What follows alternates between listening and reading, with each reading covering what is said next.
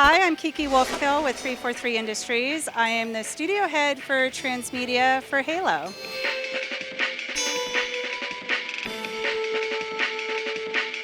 So as studio head for transmedia, I really look at how we tell stories across a lot of different mediums for Halo and how we expand the universe and how we engage new audiences. I get to have consumer products and toys and all of that in my group, so I really get to look at how we express our Halo universe in different ways. I also work on the television series and a lot of the efforts we're doing to sort of expand where Halo is and work with the game teams on really how we tell story across all of our experiences.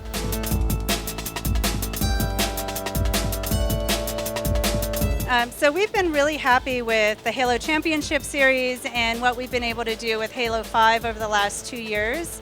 Halo Wars 2 just released, and so what we're doing is really seeing where and how the audience engages with it. One of the things with Halo Wars 2 is there's actually a really wide variety of game modes and multiplayer modes, so a lot of different styles of play. So we really want to see how the community plays and what feels like the best foundation to build some esports on, whether it's sort of a grassroots tournament style or a full professional series. And so that's something we'll evaluate over the next few months and start to figure out what is the esports story for Halo Wars 2.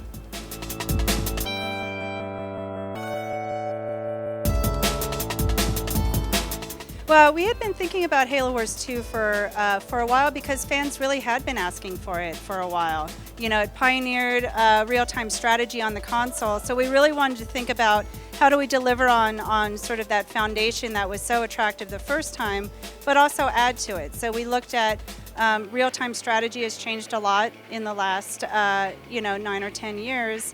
So what does it mean to come out, number one, on both console and PC at the same time? And also, how do we let people play the strategy game in the way that they want to? So there's not just one way to play. We have a lot of different multiplayer modes and co-op modes so that people can really sort of play the type of strategy they want to. And then we added Blitz mode, which is a completely different card-based strategy mode, sort of faster play, 10 minutes. That's the mode that I tend to play. Because I'm not a deep strategy player, but I do love strategy games and I love card-based games. So I think Blitz mode also added to the formula, so I think we've really sort of widened what it means to be a real-time strategy game.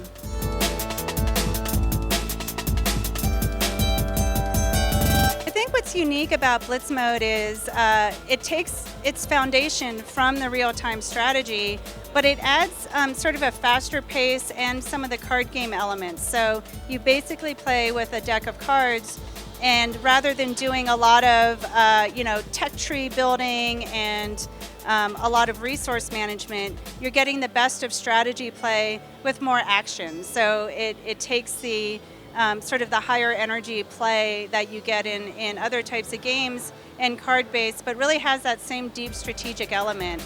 And how you place your units and when you choose to play cards and even how you build your deck is all very strategic and is just a little bit of a twist on what the original strategy game was built around.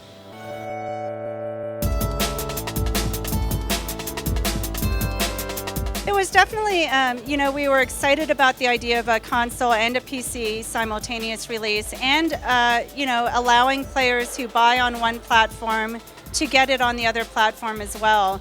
Adding PC was an interesting design challenge because you have mouse and keyboard. And so what we tried to do was make, some slight variants to optimize for PC and optimize for console. So when you play on PC, there are things you can do with key binding and with bunching units you can't do on the console, but makes sense there. Jumping around on the mini-map quickly is easy to do on PC and different on console, but then there's also console-specific play. So definitely an interesting challenge to make them both feel great, but I feel like we hit a really good balance between the two.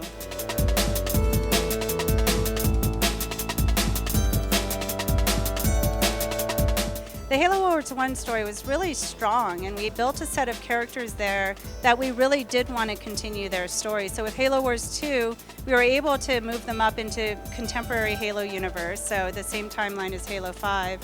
and also add some new characters. And for us, whenever we add new characters to Halo, those are ones we want to be able to use in other places, whether it's in comics, in future games, in the next shooter, in any number of places, because it really is about investing in those characters and their journeys. So, you know, having Atriox and Isabel and the Banished and all of these new characters is exciting for us, because now we're thinking about all the different stories we can tell with them.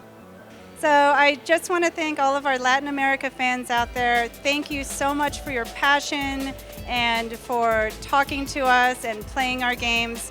We love you and we love being here, so thank you.